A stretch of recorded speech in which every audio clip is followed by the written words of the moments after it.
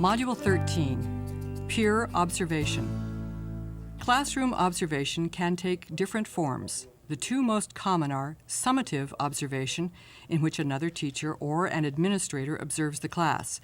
The purpose for this is evaluative and may result in a rating of some kind. And formative observation, in which two teachers or peers do a friendly observation of each other's classes.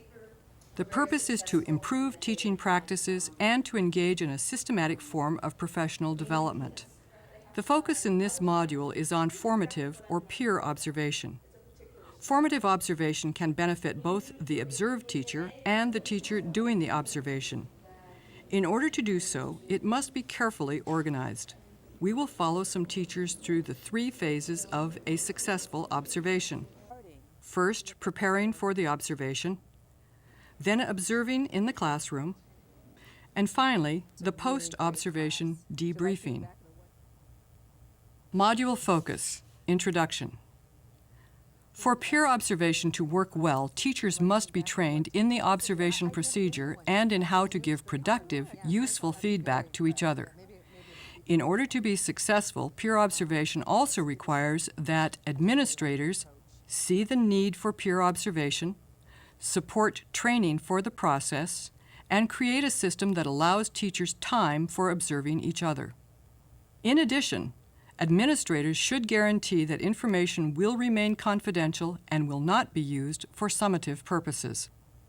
Given these conditions, peer observation can allow teachers to see each other's teaching styles and reflect on their own practices, bring about positive changes in classroom learning for students, and when done with care and professionalism, it can strengthen relationships among teachers in schools.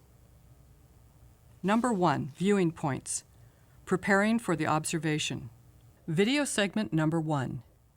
Use the pre-observation guide in the manual as you watch teachers getting ready for a class observation. Look for answers to the questions, what information do they exchange during this initial talk?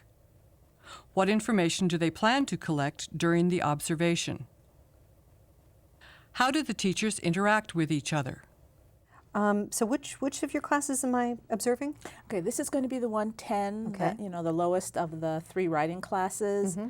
So this class, they're basically just starting out, getting all the basic information about writing essays in English. Okay. And can you tell me a little bit more about their level? I haven't taught that class before. Yeah, they're usually, it's a mixed situation. Okay. We often have students in the class who have very good speaking and listening skills, while their writing skills are really low. Okay. And sometimes we have students who've never been in a writing class, they've never been in a speaking class, they've never been in a listening class. They've done all their studying basically from grammar books, so they'll have, all their skills will be low. So we have students who have very mixed abilities. They're not all the same. Sounds pretty challenging. Okay, here's another question for you. What is the teaching point of the lesson that I'm going to see? Okay, so the day that you come in, the students are actually going to just be starting to look at essay organization. All of these students have had a lot of writing experience in their own countries. They're familiar with specific styles of writing. So that's what we tell them in the 110. You know how to write. We're just teaching you to write in a different way. You're learning a new style. So what they're going to be doing that day is we're going to look at introductions, and we'll talk about how to give general information, how to write a clear main idea right in the beginning paragraph. Then we're going to talk a little bit more about the body of the essay, developing your ideas, rolling out ideas, trying to think of what type of details would support your idea. Now, of course, since this group isn't doing something like research essay, they're writing about their own experience. So they don't have to worry about getting statistics or quoting or things like that. They're really just learning how to develop what information that they already know.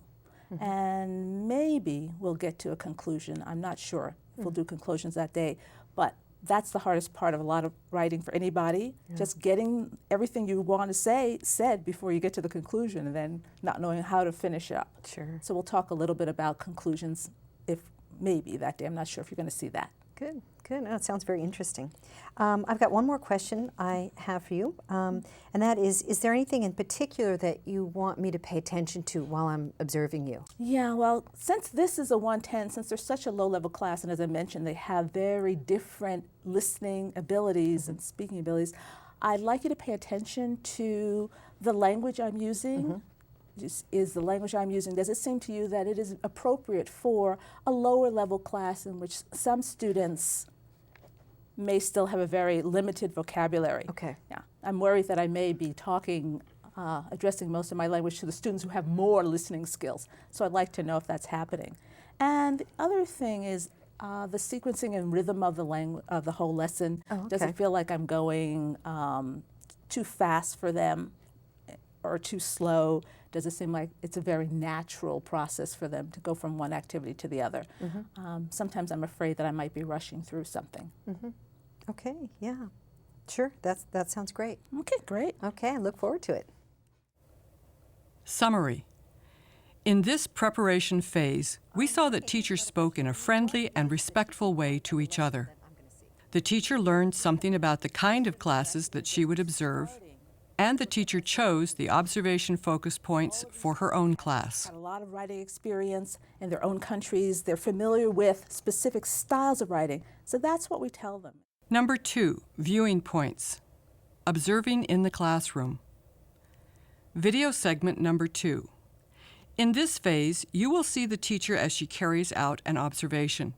See the manual for examples of observation tools or guides. As you watch the video, look for answers to the questions, where does the observer sit? What teacher behaviors do you notice? What about the observer behaviors? So what's the first one? Number 2, people in different cultures all over the world have different systems for family life? Yes. Next. Okay. In most cultures, people live in extended families in which several generations share the same house. Okay. So before we go on, let me mention something about the thesis. A lot of times when we first start teaching students to write, we like to tell you the thesis goes last in the introduction, because that's the easiest thing to do. But it doesn't have to go there. But it's the easiest place to put it. Okay? All right. Now let's look at that paragraph number 3. Earthquakes. So, number 2. Yeah, so we're starting out with number 2. Earthquakes are the most destructive natural disasters known to humans in terms of the millions of deaths and billions of dollars in property loss that they cause.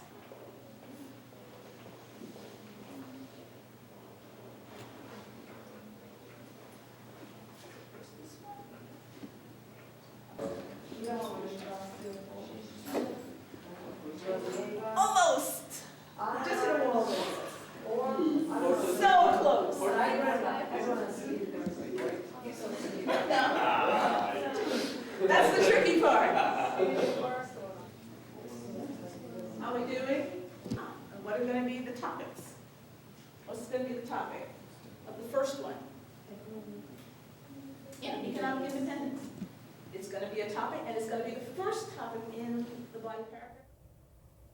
Summary. In this phase, the teacher who was being observed simply taught class as usual. The teacher who was doing the observation sat quietly at the back of the class and took notes. At no time did the observer interrupt or interfere with the teaching of the class. Number 3, viewing points. Post-observation debriefing. Video segment number 3. Look for answers to the questions, what information do the teachers exchange in the debriefing? What does the observer like about the class? What suggestions for improvements does she make? How does the debriefing session end? Belinda, that was a really great class. Do you like being back in a 110 class again? I'd never been in a 110 class, so it was a new experience Oh, for me. really? I Yeah, thought you taught it I was before. very impressed. Yeah, maybe in the future I'll try to teach one of them. Yeah, it was. I just really like your approach, and I thought it was very creative, and I thought the students were very involved, and it was wonderful. Yeah. I like that class. They're really sweet, and Yeah. they try hard. Yeah. Oh, yeah. Definitely. I can tell. I took some notes, and I just wanted to give you some feedback on some things I thought you were doing beautifully. Thank you. the first part was your giving instructions. And this is a lower level group than mine, and so it was quite different than what goes on in my class. But I was very impressed at how clear you were with your instructions, and you were. I noticed that you were not paraphrasing. You were actually repeating instructions. Yeah, I try to avoid paraphrasing with very low groups, because the problem with a very low group, if someone has very low listening skills and I'm paraphrasing, they don't necessarily know that I'm saying the same thing again in a different way. So they then think they've missed the first thing, and now they're trying to understand the second thing. So I'm actually making it harder for them to understand if I paraphrase. Very interesting. Thank you. I mean, I'm learning. I'm learning from you. So thank you very much. And it was great. I have one small piece of feedback.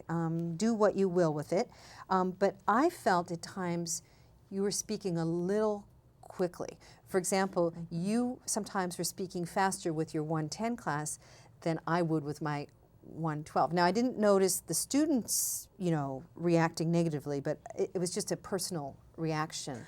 I think you're right. I think it's something that I know I do. As a matter of fact, at the beginning of all my classes, doesn't matter what level they are, I tell them I have a tendency to speak too fast. And it's not rude. You have to raise your hand and tell me, please slow down. And do they ever do that? Sometimes, yes. People do. They raise my hand and they say, Belinda, you are speaking fast, and I slow down. So and that's not really a bad good. place for them to practice that.